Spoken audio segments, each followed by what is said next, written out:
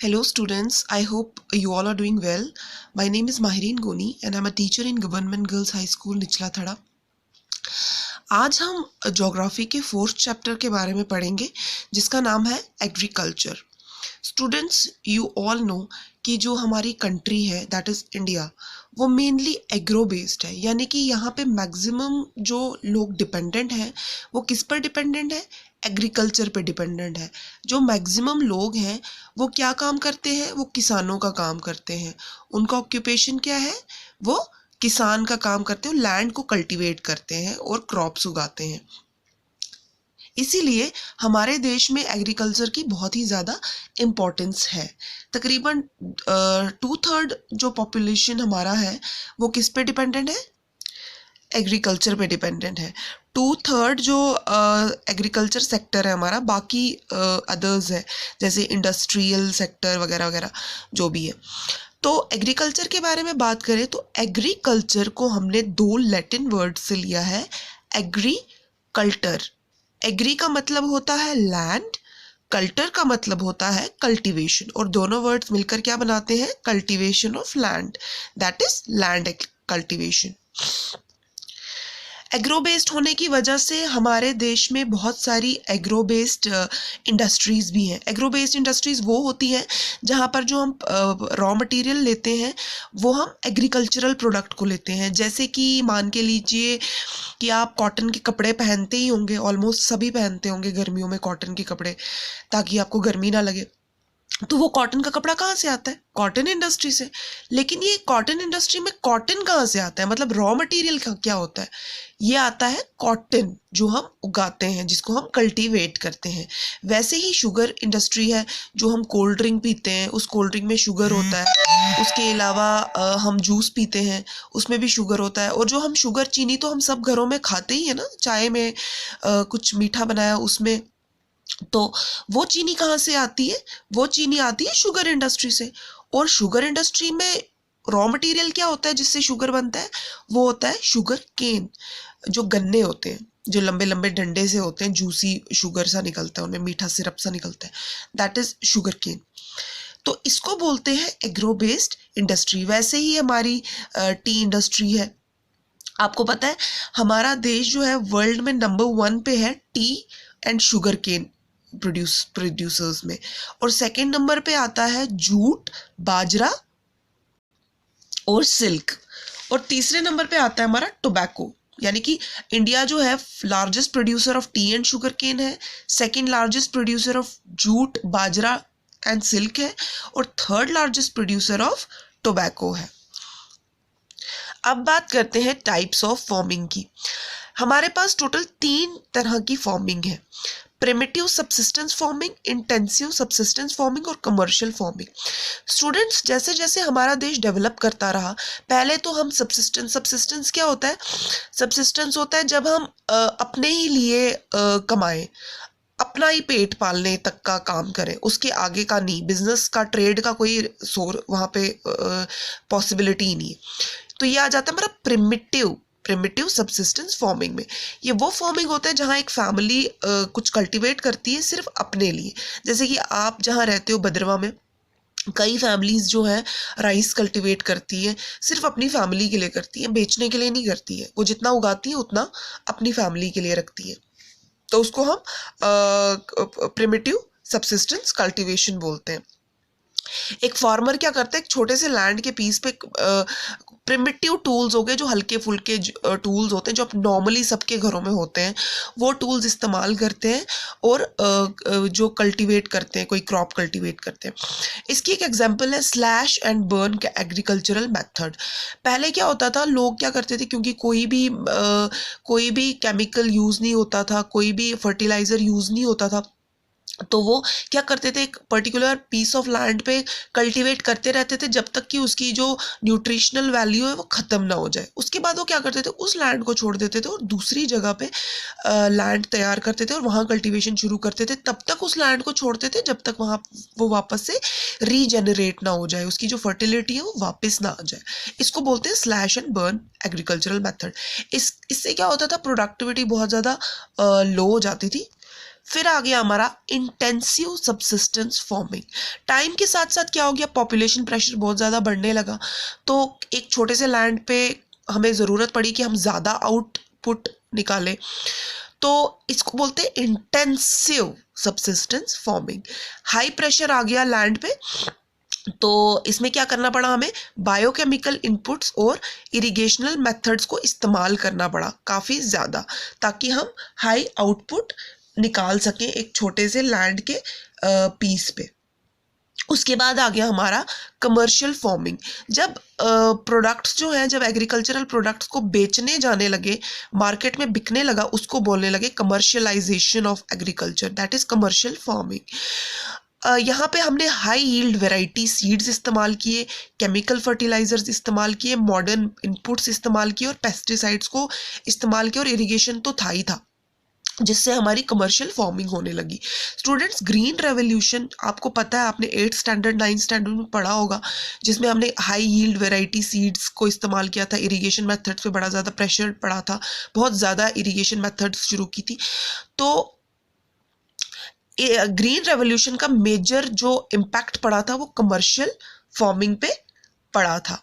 इसमें आपको मैं एक बताती चलूँ, प्लांटेशन क्रॉप्स आपने पता नहीं पढ़ा होगा कि नहीं, पर मैं आपको बताऊँ, प्लांटेशन क्रॉप्स होते वो हैं जहाँ पे एक ही क्रॉप को हम बहुत बड़े लार्ज स्केल में उगाते हैं, उसके बाद उस क्रॉप को हम किसी इंडस्ट्री का रॉ मटेरियल बना लेते हैं। जैसे कि अभी पीछे बात की हमने शुगर इंडस्ट्री की, समझे कि शुगर केन को हमने लार्ज स्केल पे उगाया है, दैट इज़ प्लांटेशन क्रॉप, और फिर उसको हम काट के किसी इंडस्ट्री को दे देते हैं ताकि वो उसे एज अ रॉ मटेरियल इस्तेमाल करे फॉर प्रोड्यूसिंग शुगर। अब हम बात करते हैं क्रॉपिंग सीजन्स की। हमारे पास टोटल 3 क्रॉपिंग सीजन्स है, rabi, kharif and zaid. Students please इसमें कंफ्यूज नहीं होना, राबी में और खारिफ में और जैद में 2 मेजर है, राबी और खारिफ। राबी हो गया सर्दियों वाला सीज़न, राबी आप इसके लिए कोई कोड भी रख सकते हो इसको लर्न करने के लिए, कि राबी जो हो गया, क्या हो गया, सर्दियों में जब हम सोन क्या होता है, जब हम बीज उगाते हैं, और हार्वेस्ट होता है जब हम फसल को काटते हैं। तो राबी सीजन में क्या होता है, हम फसल को, बीज को उगाते हैं दिसंबर में, और फसल को काटते कब है, अप्रैल मई में। कौन कौन सी क्रॉप्स उगती हैं, wheat, barley, mustard, gram and etcetera. Please students इसको अच्छे से याद रखिए, इसमें कंफ्यूज नहीं होना। कई बच्चे क्या करते हैं, कभी मल्टीपल चॉइस क्वेश्चन आता है तो खारिफ के क्रॉप को राबी में लिख देते हैं, राबी के क्रॉप को खारिफ में लिख देते हैं। प्लीज़ इसे अच्छे से याद रखिए। खारिफ सीज़न वो होता है जो गर्मियों वाला सीज़न आ गया, जहाँ पे हम बीज को उगाते हैं जून जुलाई में, थोड़ी गर्मी होनी चाहिए, और हार्वेस्ट करते हैं, यानी कि फसल को कब काटते हैं, सितंबर और अक्टूबर में। जैसे कि राइस, बाजरा, जूट, कॉटन। अभी जैसे कि मई का महीना है, इस टाइम आजकल लोग यहाँ पे भदरवा में राइस को के बीज वगैरह उगा चुके होंगे। अब उसको काटेंगे कब, जब वो बन जाएगा सितंबर अक्टूबर में, पूरी तरह से कंप्लीटली बन जाएगा, चावल हमारे तैयार होंगे, और उसके बाद हम उसकी हार्वेस्टिंग करेंगे। लास्ट में आ जाता है जैद। ये एक छोटा सा सीजन होता है जो in between rabi and kharif आता है। इसमें हम क्या करते हैं, बीज उगाते हैं राबी और खारिफ के बीच, इन बिटवीन में ये बड़े शॉर्ट पीरियड में बन जाते हैं, जैसे कि वाटरमेलन, क्यूकम्बर। इनको ज़्यादा टाइम नहीं लगता है बनने में, बहुत शॉर्ट टाइम लगता है बनने में। आप लोगों के घरों में ज़रूर बनता ही होगा। अब हम बात करते हैं क्रॉप्स की, मेजर क्रॉप्स की बात करते हैं अब हम। स्टूडेंट्स, मेजर क्रॉप्स को हमने डिवाइड किया है, please students write it down on your copies. Major crops को हमने डिवाइड किया है 2 क्रॉप्स में, food and non food. Food crop को भी हम फर्दर डिवाइड करते हैं 2 पार्ट्स में, grain crops and non grain crops. और जो नॉन फूड क्रॉप्स होते हैं वो क्या होते हैं, वो हम लास्ट में डिस्कस करेंगे। फिलहाल हम ग्रेन क्रॉप्स और नॉन ग्रेन क्रॉप्स में से ग्रेन क्रॉप्स की बात करते हैं। ग्रेन क्रॉप्स वो होते हैं जो हमें अनाज देते हैं, जैसे कि राइस आ गया। हमारी कंट्री जो है 2nd largest producer of rice है। ओके, इसको कितना टेम्परेचर चाहिए, 25 डिग्री सेल्सियस टेम्परेचर चाहिए, थोड़ा गीला गीला मॉइस्चराइज्ड एटमॉस्फेयर चाहिए होता है इसको, दैट इज़ हाई ह्यूमिडिटी, और रेनफॉल भी इसको ठीक चाहिए 100 सेंटीमीटर प्लस। कहाँ कहाँ उगाया जाता है मैक्सिमम राइस, वैसे तो ऑलमोस्ट हर जगह स्कैटर्ड है इंडिया में, लेकिन मैक्सिमम इसको जहाँ लार्ज स्केल पे उगाया जाता है वो है हरियाणा, पंजाब और UP. Then comes wheat. Wheat को चाहिए कूल क्लाइमेट, इसीलिए ये राबी क्रॉप है। वीट क्या है हमारा? Robbie crop. राइस क्या है हमारा? खारिफ क्रॉप। वीट को चाहिए cool climate, 50 to 75 centimetre of rainfall, और इसको कहाँ ग्रो करते हैं हम? हरियाणा, पंजाब और MP. Then comes millet crops. Millet में हमारे 3 क्रॉप्स आ जाते हैं, ज्वार, बाजरा और रागी। इन तीनों को हमने एक ही कैटेगरी में रखा हुआ है, दैट इज मिलेट। ये इसकी न्यूट्रिशनल वैल्यू बहुत ज़्यादा हाई होती है। कहाँ कहाँ पाया जाता है? ज्वार पाया जाता है महाराष्ट्र में, बाजरा पाया जाता है यूपी में, और रागी कहाँ पाया जाता है? कर्नाटका में। मेज, मेज हमारा 21 to 27 डिग्री सेल्सियस टेम्परेचर चाहिए, and it is grown in Karnataka, UP and Bihar. Pulses, दालें वगैरह, जो हम मैक्सिमम हम लोग दालें ही खाते हैं, अरहर की दाल, मूंग की दाल, उड़द की दाल, ये वगैरह वगैरह, ये सारी हमारी दालें होती है। इसके अलावा राजमाश जो भद्रवा में बहुत ज़्यादा फेमस है। इसको ड्राई कंडीशन चाहिए होता है ग्रो करने के लिए, और कम मॉइस्चर चाहिए होता है, यानी कि लेस मॉइस्चर, लेस ह्यूमिड। कहाँ ग्रो करते हैं इसको हम? राजस्थान, यूपी और मध्य प्रदेश में। अब आ जाते हैं हम नॉन ग्रेन क्रॉप्स की तरफ। नॉन ग्रेन क्रॉप्स में आ जाते हैं सबसे पहले sugar cane. Sugar cane 21 degree to 27 degree celsius temperature, 75 to 100 centimetre rainfall, and कहाँ कहाँ आता है ये? Haryana, UP and Maharashtra. UP में तो सबसे ज़्यादा पाया जाता है, तो इसको बोलते भी हम sugar bowl of India. Oil seeds, जो हम घर में जब खाना बनाते हैं तो हम खाना बनाने के लिए तड़का तो ज़रूर लगाते हैं, उसके बिना तो हमारा खाना अधूरा है। तो तड़का किस पे लगाते हैं हम? तेल पे। वो तेल कहाँ से आता है? मस्टर्ड, कोकोनट, सोयाबीन, कोई मैक्सिमम तो सरसों का ही तेल इस्तेमाल करते हैं लोग, यानी कि मस्टर्ड। बाकी नारियल तेल में भी खाना बनाया जा सकता है अगर चाहो तो, हम लेकिन बालों में लगाने के लिए इसको मैक्सिमम इस्तेमाल करते हैं। उसके अलावा सोयाबीन, इसका भी रिफाइंड ऑयल बहुत अच्छा बनता है, जो हम यूज़ करते हैं रोटी वगैरह तलने में। ये एडिबल होता है और इसको खाना बनाने में काम आता है। कहाँ कहाँ उगता है? आंध्र प्रदेश, तमिलनाडु, गुजरात। अब आ जाती है चाय की बात। T, it is a beverage students, and इसको कैसा टेम्परेचर चाहिए? Tropical and non tropical climate. इसके बारे में बताने से पहले मैं आपको बताऊं कि इंडिया जो है बेस्ट माना जाता है चाय को प्रोड्यूस करने में, नंबर 1 पे है इंडिया, और क्वालिटी भी बहुत बढ़िया है। जब कोई यहाँ से फॉरेन अपने किसी रिलेटिव या किसी फ्रेंड के पास जाता है तो वो प्रेफर करता है कि गिफ्ट में उसके लिए टी ले जाए, चाय, क्योंकि इंडिया की चाय जो है बहुत वर्ल्ड फेमस है। इसको चाहिए एक फर्टाइल सॉइल और बहुत ज़्यादा खाद, organic matter. Assam, Darjeeling and Kerala, यहाँ पे ये चाय उगती है। आपने देखा होगा वो पीछे से वो बैग्स, बस्ते जैसे लटकाए हुए होते हैं लोगों ने, और वो छोटे छोटे पत्ते चुन रही होती हैं और उसको वापस पीछे उस बास्केट्स में डाल रही होती है। बास्केट उनके बैग से लटक रहा होता है। वो क्या होता है? टी को निकाल के पत्ते निकाल रही होती है, उनको सुखा के फिर उसकी चाय की पत्ती बनती है। अब बात करते हैं कॉफ़ी की। कॉफ़ी तो सबकी फेवरेट होगी। इंडिया जो है सबसे best quality of coffee produce करता है। कहाँ कहाँ प्रोड्यूस होती है? Let's see quickly. Kerala, Karnataka and Tamil Nadu.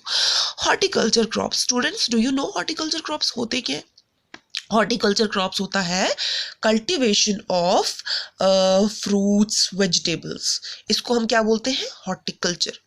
तो इंडिया जो है सेकेंड लार्जेस्ट प्रोड्यूसर है हॉर्टिकल्चर क्रॉप्स का। मैंगोज सबके फेवरेट होंगे, महाराष्ट्र में उगते हैं। बनाना, केरला एप्पल्स, आपको पता है Kashmir world best quality apples produce करता है, और पता नहीं कितनी सारी हज़ारों टाइप्स ऑफ एप्पल की क्वालिटीज़, टाइप्स जो है वहाँ प्रोड्यूस होती हैं, जो कि वर्ल्ड में बहुत ज़्यादा इम्पोर्ट होती हैं। इंडिया जो है 13% वेजिटेबल्स भी प्रोड्यूस करता है, जो इंडिया से बाहर जाती है। नॉन फूड ग्रेन्स, जिसके बारे में मैंने आपको बोला था कि हम बाद में डिस्कस करेंगे।